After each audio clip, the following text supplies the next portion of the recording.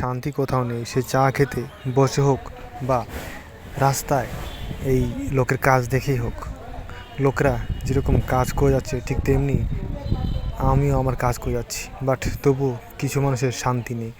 সেসব মানুষের সাথে পরে দেখা করিয়ে দেব। আর তারা হচ্ছে ঠিক ডিসঅ্যাডভান্টেজ নামক মানুষ, মানে তাদের কাছ থেকে কোনো কিছু পেতে নেই, তারা শুধু মানুষকে কষ্ট দিতে জানে। তারা হচ্ছে বাজে কিছু স্টুডেন্ট, তাদের কথা পরে না হয় বলবো। আর এরা হচ্ছে এই তিনজন আমার সহকর্মী।